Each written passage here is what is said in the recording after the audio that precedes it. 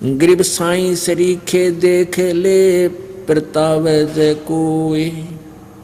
सप्त कोस जल चढ़ गया जा साधु मुख धोवे।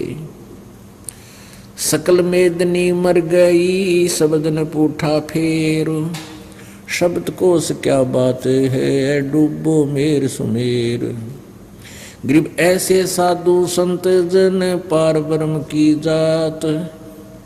सदा रते हरि नाम स्यो अंतर नाही गात। गरीब साध अगाध अपार जन परमानंद सो प्रीत। कहवत के तो संत है वे अवगत अलख अतीत।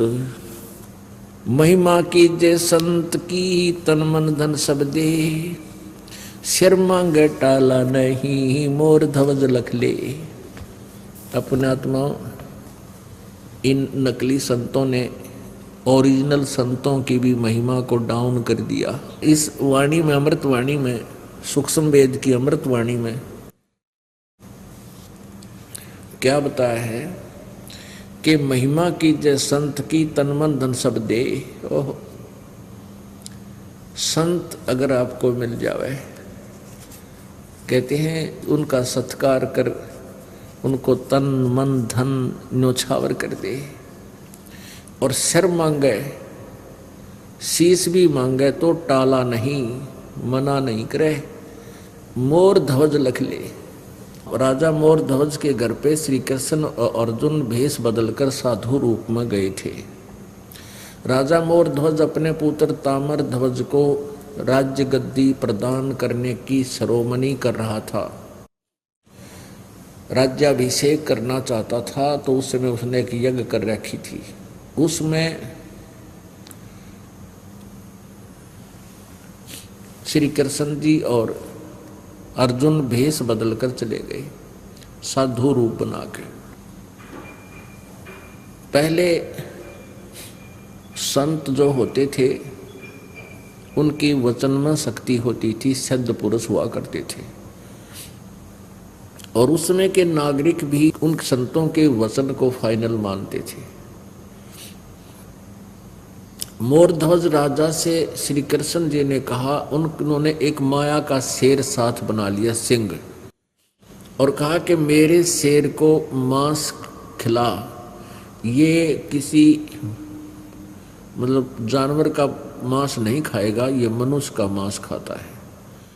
और मनुष्य में भी समझ ले कि कहीं किसी पल्लेदार न पकड़ जावे, नहीं, ये तेरे परिवार के एक सदस्य का मांस खाएगा और जो सदस्य आज इस शेर का, हमारे सिंह का आहार बनेगा, वो सीधा स्वर्ग को जाएगा।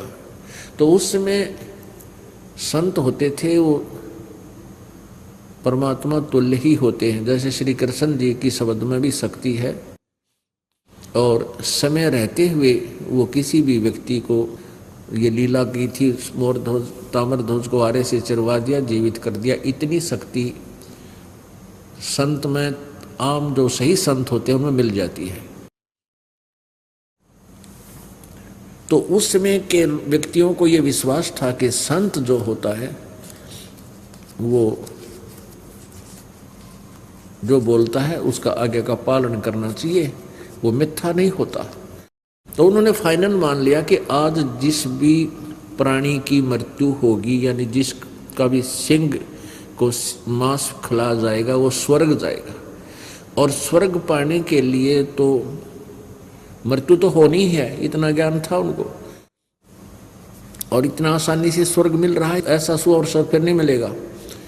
इस बात को सच्ची मानकर, संतों की वचन को सत्य मानकर, तीनों जनों ने अपने अपना सिर देने के लिए पहल की।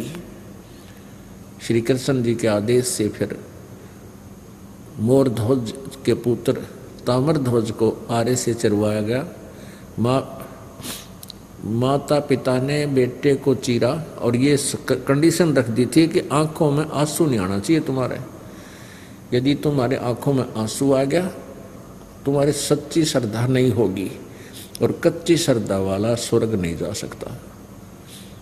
कहने का भाव ये है कि वो लड़का चिरवा दिया और फिर उसको जीवित कर दिया श्री कृष्ण जी ने। अर्जुन को ये दिखाना था, अर्जुन के मन में ये दोष आ गया था कि मैं इस भगवान की सेवा सबसे अधिक करता हूँ श्री कृष्ण जी की, और मेरे जैसा सेवक आज्ञाकारी कोई नहीं हो सकता। तो मोर ध्वज श्री कृष्ण जी ने अर्जुन की फड़क निकालनी थी। अर्जुन तो कांपन लग गया जब अपने पुत्र को वो दोनों जने चीरने लगे।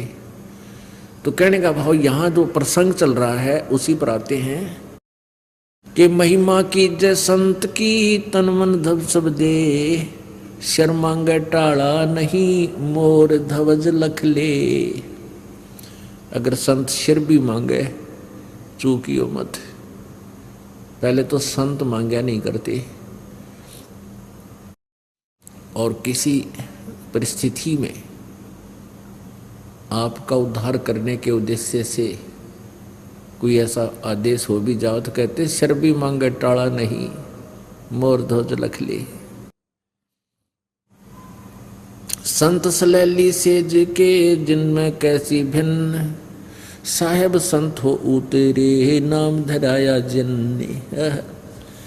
कहते हैं कबीर पूर्ण परमात्मा कबीर देव जी परम अक्षर ब्रह्म जी यहाँ अवतरित हुए, सहशरीर आए और उन्होंने जिंदे महात्मा का रूप धारण किया। गरीबदास जी को मिले, गरीबदास जी को मिले, आदरणीय गरीबदास साहिब जी को मिले, आदरणीय दादू साहिब जी को मिले, आदरणीय नानक साहिब जी को मिले, आदरणीय मुल्कदास साहिब जी को, आदरणीय धर्मदास साहिब जी को, आदरणीय गीसा दास साहिब जी को। इनको परमात्मा आकर मिले जिंदा महात्मा के रूप में। कहते हैं परमात्मा ही संत रूप धारण करके कभी भी किसी भी रोल में आ सकता है, रूप में आ सकता है। संत सलैली सेज के जिनमें कैसी भिन्न, साहेब संत हो उतरे धन नाम धराया जिंद।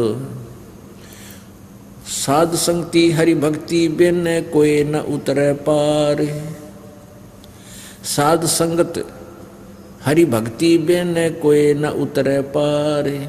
निर्मल आदि अनादि है गंदा सब संसार।